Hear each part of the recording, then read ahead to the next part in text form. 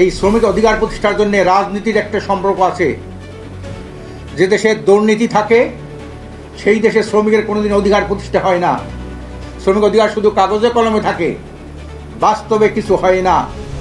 এজন্যে আমরা চিন্তা ভাবনা করে আমরা একটা শ্রমনীতি প্রণয়ন করেছি। ইতিমধ্যে আল্লাহ রসিম রহমত মেহেরবানিতে শ্রমিকদের মধ্যে প্রচুর সাড়া পড়েছে। সেই শ্রমনীতির নাম হল ইসলামী শ্রমনীতি। তার 1 নম্বর কথা হলো, শ্রমিকের গায়ের ঘাম শুকানোর আগে তার ন্যায্য মজুরি প্রণয়ন করতে হবে। এই ন্যায্য মজুরি বলতে কি বোঝায়? একজন শ্রমিক শুধু খাওয়া পড়া নিয়ে বাঁচবেন না, ওনার চেহারার মধ্যে যাতে একটা সজীবতা প্রকাশ পায়, ওনার অনেক ভিটামিনের অভাব, অনেক পুষ্টির অভাব, এইগুলি যাতে না থাকে, এইটাকে বিবেচনা করে আপনার বেতন নির্ধারণ করতে হবে। সাথে সাথে শ্রমিক মালিক একটা স্লোগান বাংলাদেশে খুব প্রচলিত আছে, লড়াই লড়াই লড়াই চাই, লড়াই করে বাঁচতে চাই। শ্রমিকরা লড়াই করবে কেন?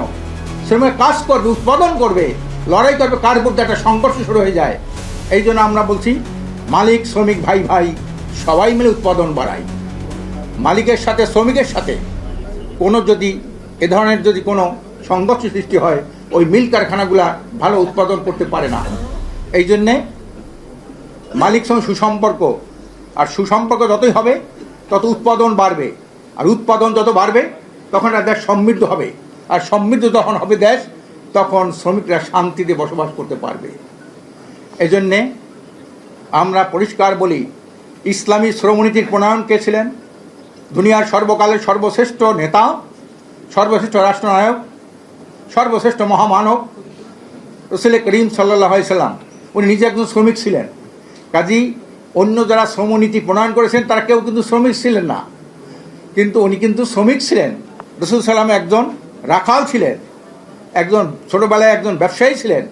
কাজেই উনি জানেন শ্রমিকের মর্যাদা কেমন হওয়া উচিত, শ্রমিকের আপনার দুর্ভোগ দুর্যোগ কিছু সৃষ্টি হয়, এটা উনি বলেছেন।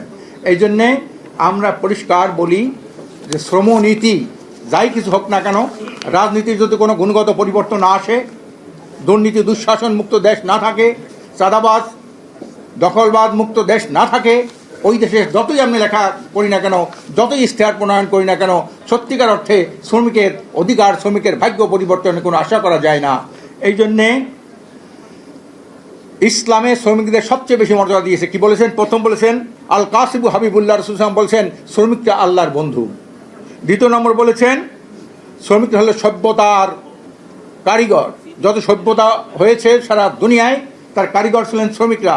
যত উন্নয়ন উৎপাদনের রূপকার, যত উৎপাদন উন্নয়ন হয়, গার গাম পায়ে ফেলে, মাথায় গাম ঝরিয়ে যারা উৎপাদন করে তার উৎপাদনের ন্যায্য মূল্য পায় না। গার্মেন্টস শ্রমিকের কয় টাকা বেতন দেয়? মালিকরা হাজার হাজার কোটি টাকা মালিক হয়েছে এই শ্রমিকের শ্রমের উপর ভিত্তি করে। এই শ্রমিকদের এই যে একটা বৈষম্য, এই বৈষম্য দূর হতে পারে সত্যিকার অর্থে যদি একটা আদর্শ ভিত্তিক একটি শ্রমনীতি থাকে। তারপর হলো একটা স্বীকৃতি দিতে হবে শ্রমিকরা হলো রাষ্ট্রের সর্বশ্রেষ্ঠ সন্তান। এরা উৎপাদন করে, এরা উন্নয়ন করে, এরা কৃষি ভাষা বলা হয়, সব কিছু এরাই করে।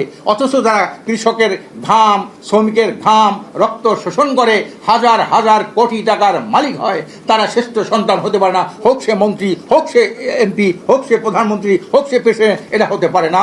শ্রমিকরা হলো রাষ্ট্রের শ্রেষ্ঠ সন্তান, এই কথার স্বীকৃতি দিতে হবে সমস্ত ইশতেহারের মধ্যে।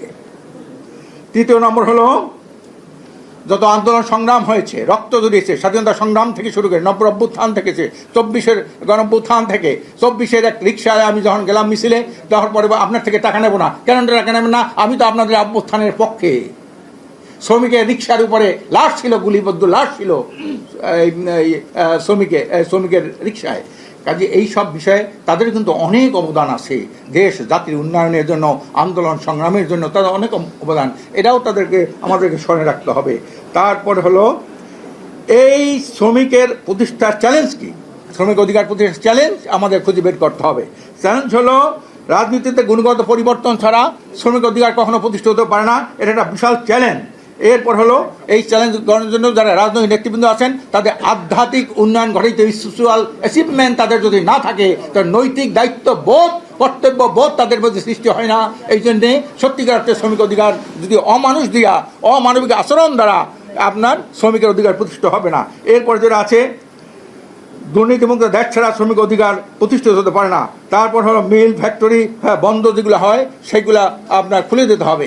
বাস্তব কারণে কী কারণে বন্ধ হলো, তাদের কারণে বন্ধ হলো, এটা চিহ্নিত করে তাদেরকে শাস্তির আওতায় আনতে হবে।